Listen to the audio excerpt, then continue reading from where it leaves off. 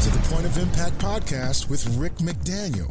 Thanks for joining us today. Get ready to be inspired and motivated to live a high-impact life. Now, here's Rick. Welcome to the Point of Impact podcast. I'm Rick McDaniel. It's great to have you joining us again today. We are in the middle of focus on mental health. We've talked about depression and doubt, and today we're going to talk about a big one that a lot of people deal with and don't always think of when they think of mental health. I think of like anxiety and depression, but bitterness. And I've got something to share with you in a few moments from a major counseling group that I just think is one of the most powerful statements about bitterness and the impact that bitterness can have on your life. So we're going to get into that in just a moment. But before we do, we're going to just talk about the fact that I had a major article piece come out on Fox News last Saturday. And it was on the same subject that I did a podcast on, which is about the day I spent training with the Navy SEALs. But if you'd like to read that article, because you didn't listen to the episode, definitely if you didn't listen to the episode, you should read that. That'll make you want to listen to 30 minutes versus 700 words, which is just a thumbnail of what 30-minute podcast would be about. Dig into a lot more detail. But you also may want to just read that or pass it along to folks and say, hey, this is the guy I listened to his podcast, and it's a lot of people really like it. It's been very, very popular, and something that I think can help a lot of people, the major lesson of embracing the hard things in life. So you can share that. It's like I spent one day training with the Navy SEALs. This is the greatest lesson. That's the article, and you could just type into search my name, or you could even just hit opinion and just scroll down to this past Saturday. By the way, just a belated from yesterday, happy Thanksgiving, and certainly happy Thanksgiving weekend, which is weird because then we go from November and we're actually in December on Sunday, which is just bizarre to think that, wow, we're here we are. We're inside a month before Christmas. Speaking of Christmas, what a great, affordable Christmas gift my new book grader would be. Wow, that was smooth. But it is $15. I mean, you cannot beat it. It'd make a fantastic gift. Some folks are buying like 5 and 10 copies. They're like, man, I can just hit a lot of people that I want to give a small gift to, and a gift that keep on giving. People have done this with my last book, This Is Living, and then folks come to them like in March and are like, man, this thing you gave me, I love it. It's so encouraging, inspiring. I read it every morning, and it's just like I just always think, wow, thanks for giving me this gift, the gift that 2 months later, 4 months later, people are still appreciating and digging into. So the book Greater, Daily Inspiration to Increase Your Faith, 100 daily devotions, meditations, readings, whatever you want to call them, that you can read in about 3 minutes each day. That will just bless you. You can go to rickmcdaniel.com and click on the book and buy it from us. Get an autographed copy if you want. Or you can go Barnes & Noble, Amazon, wherever you get your books if that's the way you want to go. But we can certainly send you one with the autograph on top of it, and we'll just build in the shipping, so it'll be a little bit more than 15, but well worth it for sure. So I would encourage you to take advantage of reading the Fox News article, picking up the book, and obviously if you haven't gotten it for yourself, that would be a great thing to do at the same time. Buy a copy for yourself while you're buying copies for your friends. But it's the kind of book you don't have to read it all in the same way of a normal book, chapter by chapter, but you just read 1 2-page devotion each day, and then over the course of 100 days, you'll end up reading the entire book, but you'll be inspired and encouraged and motivated, already getting great reviews and ratings just here at the very start. Been contacted by a church about maybe buying 1,000 copies of the book, so that just shows you the kind of interest. So we're excited. All right, let's just jump in here. Bitterness. And I want to start with, so Meinrich Meyer is a famous Christian counseling firm and been around for a long time. Just listen to this statement. Bitterness, more than personal stress, workaholism, or type A personality traits, is the primary cause of burnout. Just let that sink in. You ask 10 people, what causes burnout? Oh, type A personality, workaholism, people can't deal with the stress, too much stress, and that driven ambition type person. That's what leads to burnout. The counselors say bitterness, more than personal stress, workaholism, or type A personality traits is the primary cause of burnout. That's a stunning statement. And that ought to really cause you to ponder and just consider, like, wow, what does that mean for me? So here's the reality. We all get offended and hurt. Happens to every single one of us. It cannot be avoided. We just all end up experiencing this in life. And we have one of two responses. We can either be bitter or we can become better. Better, not bitter. You say, you had experiences like this in your life, Rick? Well, just imagine in my years of leadership and Christian leadership, imagine the things that I've dealt with, and if you can't imagine them, I can certainly tell you about them. But I can tell you I've been betrayed. I mean, bitterly betrayed. And I use the word bitterly on purpose. Just like people that worked alongside of me, close to me, and just do the most awful, un-Christ-like things. It's just stunning. And it's not like, that happened one time. No, it wasn't once. It was a handful of times. Bad ones. It's really bad.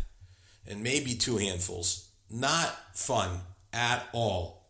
Had people tell terrible lies about me. I mean, I kind of chuckle because some of them are just so crazy and off the wall. But look, the bottom line is, it happens. It happens. It happens to all of us. I've had just some awful attacks. Just things that you go around dedicating your life to helping people. You just cannot imagine that people would then attack you, and it happens, okay? So it happens to all of us. I'm not the only one. I'm not here to cry the river because I understand it happens. It's part of life. So you have to decide, what are you going to do with it? What I would say to you is bitterness has no value. It has no value for you in your life. Let me read a scripture out of the Bible. It's in the book of Hebrews chapter 12, and it's verse 15. See to it that no one falls short of the grace of God, and that no bitter root, or bitterness, but root in this case you'll see, grows up to cause trouble and defile many. So the Bible essentially refers to bitterness as a bitter root. A bitter root. In another version of the Bible, it calls it a poisonous root of bitterness. It says, watch out that no poisonous root of bitterness grows up to trouble you. Watch out that no poisonous root of bitterness grows up to trouble you. That's exactly what bitterness is. It is a poisonous root that will trouble you, that will affect your mental health and your emotional well-being. Now you may say, hey, I've got good reasons to be bitter. I was abused. I was abandoned. I experienced divorce. I was unjustly fired. And, we can go on and on and on, including the things I'm talking about. I was lied about. I was betrayed. People have attacked me. Okay, I don't deny the reality of any of that. And as I said in the episode on depression, you may have to go to a professional, a psychologist, psychotherapist, psychiatrist, in order to deal with the impact of, say, the abuse, for instance. It's just too heavy and too much. But when we're talking about things like betrayal and lies and divorce and things like that, may not require professional counseling. It just may require an ability to choose to be better instead of bitter. Let me give you the symptoms of bitterness so you can just look at them in your own life. Excessive complaining.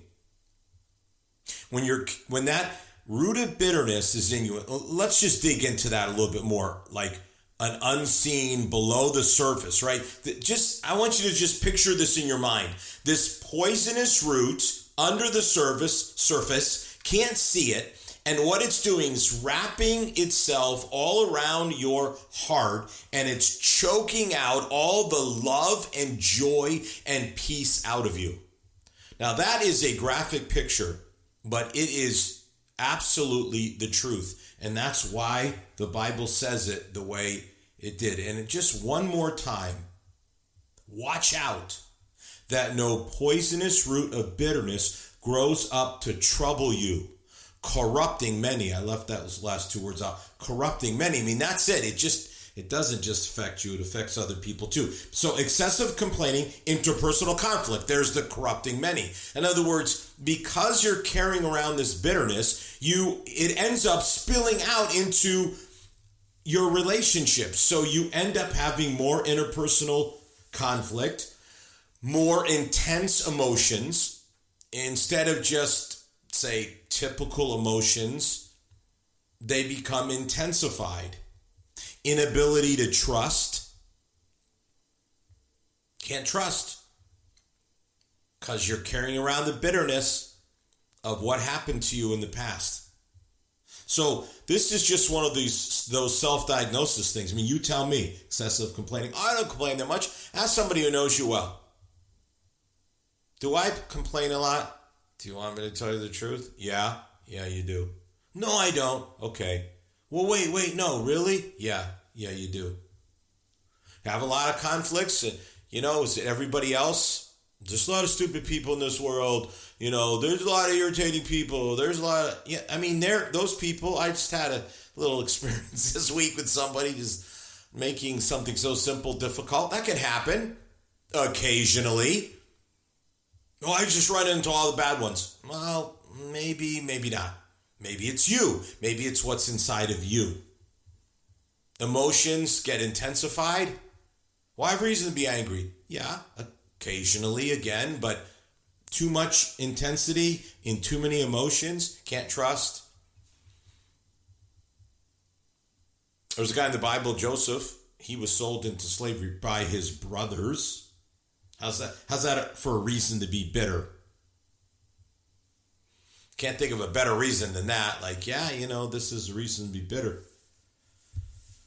But he chose a different path, and you can choose a different path. And let's just begin there, because really the first thing, if you're going to get rid of this poisonous root of bitterness and become better instead of bitter, you got to choose to forgive. You have to choose to forgive the people that have hurt you. There's just nothing else. There's no other way around this. Forgiveness means letting go of what was done to you, letting it go. It means releasing other people from the debt of what they've done to you. You say, yeah, but they haven't apologized. That's not That's not your responsibility. They should do that, by the way, and maybe they will, but maybe they won't. But either way, your job, your responsibility is for you. You can only be accountable to you in this case. So you say, I'm going to release them. Now, there's a powerful principle. Jesus says, if you don't forgive other people, then I can't forgive you. I mean, that ought to chill you right there. Like, how can any of us live without God's forgiveness? And in order to be forgiven, we need to be willing to forgive. Forgiveness, by the way, and I want to be really clear about this, does not mean that whoever has hurt you, offended you, and mistreated you is somehow not responsible for what they did. That's not what it means. It's for your benefit.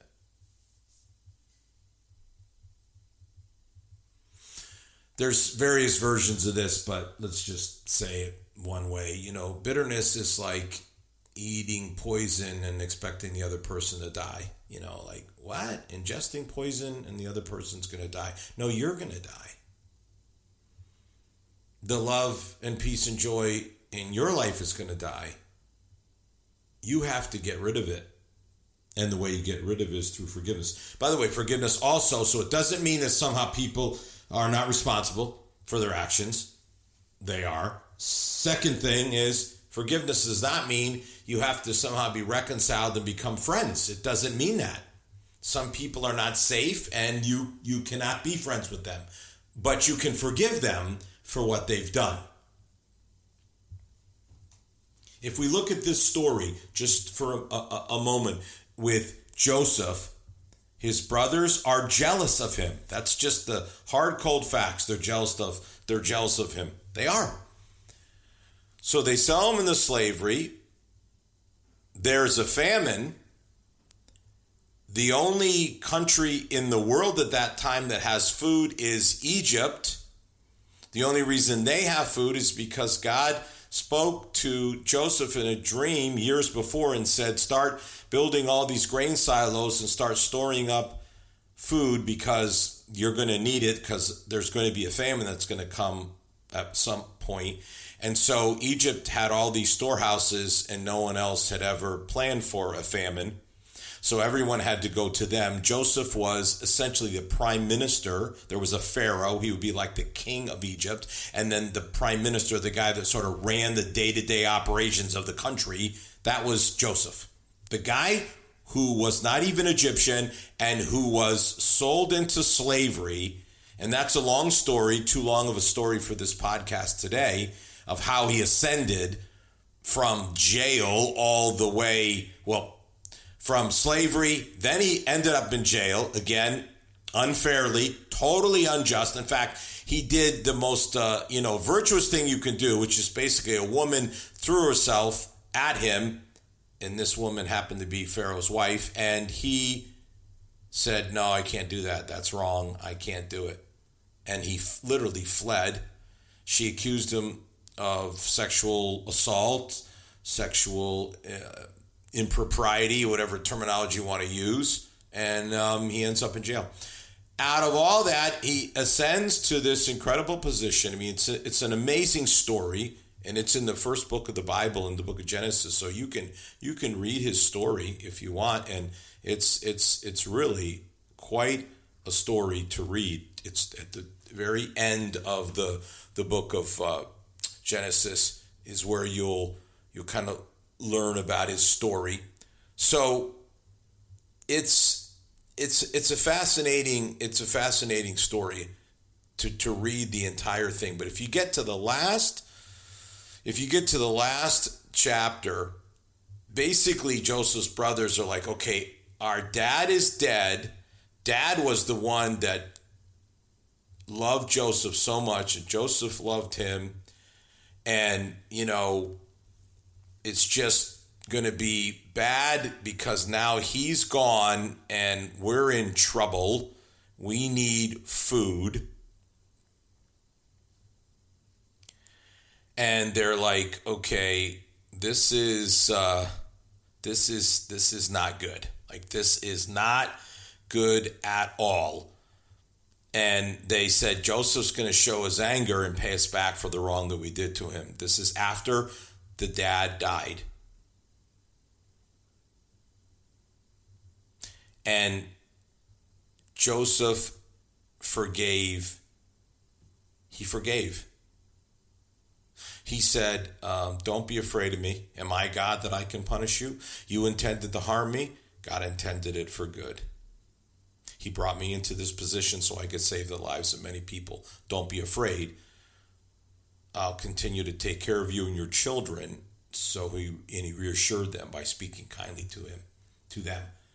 That's his response. His response was a response of not only forgiveness, but looking to do good. And that, by the way, is the next thing. So you got to choose to forgive, then you got to look to do good. Joseph actually looked to help his brothers. Help instead of harm. Better instead of bitter. One of the most powerful ways to overcome bitterness is to get busy using your gifts and talents and skills and opportunities to do good and help other people. Helping others and refusing to hold on to what had happened in the past. So it's a great story about Robert E. Lee, the general, led the South. They lost. He ended up becoming the president of a college called Washington College in Lexington, Virginia. Now it's called Washington and Lee. And,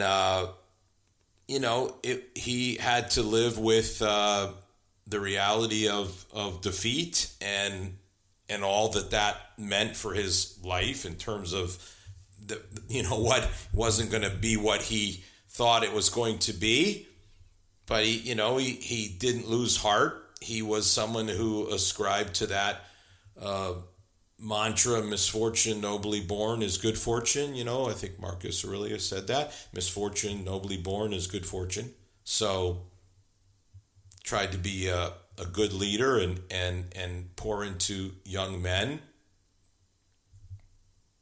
One day, he found out that one of the faculty members of the college was berating General Grant, who was now the president. President Grant was the general that won the war, Civil War. And Lee said to him, if I ever hear such a statement from you again, either you or I will leave this college. He didn't have bitterness for losing. He chose to just accept it and look to do good by trying to raise up a new generation to do better than his generation had certainly done by defending an indefensible institution like slavery. Don't let bitterness be contagious. Rather, let your doing good become contagious. What a difference that makes. So instead of spreading all the ugliness, the poisonous root, you do good. Doing good takes the focus, it takes it off the hurt, off the offense, and puts the focus on doing good for others. It's a marvelous prescription. Forgive and then start doing good. And in doing good, you end up helping people, blessing people, and you turn that whole thing around and the bitterness goes away. It dissipates. The poison is gone. This is the antidote for it. Here's one more, and we just celebrated it yesterday. Become more thankful. We just celebrated yesterday pausing as an entire country to be thankful for all of our many blessings. It is a wise thing to do. But it isn't just for one day a year. Remember, just read it a few minutes ago, but let's just read it, one more time because it's so powerful. Joseph said, you meant it for evil. God used it for good. It's just incredible, right? I mean, you intended to harm me. God intended it all for good. Like, you guys did me wrong. There's no denying that. I'm your brother, and you sold me into slavery because you were jealous of me and how much Dad loved me and how I had a dream that I was going to ascend to a level greater than all of you. And you hated it. You hated it. And these brothers, this is literally what it says. It says, they sent Joseph a message before your father died. That was our father. He instructed us to tell you, please forgive your brothers for the great wrong they did to you, for their sin in treating you so cruelly. So we, the servants of the God of your father, beg you to forgive our sin. But they start with, Dad said, you're supposed to forgive us and not be angry and not be bitter. And Joseph said, you guys intended it for evil, but God turned it around for good. He put me in this position so I could save the lives of so many people. There's so many things in our lives to be thankful for. And hopefully yesterday on Thanksgiving, you were reflecting on those many, many, many blessings. And the more that we focus on the blessings, the greater the gratitude in our lives, the harder it is to be bitter. Hard to be bitter and thankful at the same time. The more that we dwell on it. And so really the key is to make gratitude an attitude, like an ongoing, like taking time each day to just note the positive things. In the book of Philippians, it says by prayer and supplication, which is really two words, both different types of prayer, but both mean prayer. So by praying for yourself and praying for others with thanksgiving, make your requests known to God. With thanksgiving, make your requests known to God. So there really should never be a time that we pray for ourselves and we pray for other people, which we should do all the time, that we also don't say, with thanksgiving, make your request known to God. That the thanksgiving should be a part of it. Just like the Lord's Prayer, our Father who art in heaven, hallowed be thy name. What does it mean to hallow? Hallow means to hold in reverence and to honor, to hold in high regard, which is to say, God, thank you for being God and blessing me in so many, many different myriad ways. So before we ask God for help for others or ourselves, we start by thanking God. So if we just build this into our lives, to be thankful, to work on Thanksgiving, to have this attitude of gratitude. It's important to remember too, there are many more good people than there are bad, and there are many more blessings than there are hurts. And again, this doesn't diminish whatever has happened. Again, I know what it's like. It's not fun. It's super disappointing and heartbreaking on multiple levels. But at the end of the day, the blessings are greater. And people can do things that they intended to harm, and God will turn it around for your good and for your benefit. You want to be better, not bitter. Don't let that poison get into your life. Don't let it take a root in your life and choke out all your love and your joy and your peace. Choose to forgive and look to do good to other people and just have an attitude of gratitude and be thankful, and you'll end up being better, not bitter. Have a great week. You've been listening to the Point of Impact podcast with Rick McDaniel. Thanks for tuning in, and we look forward to you joining us for our next episode.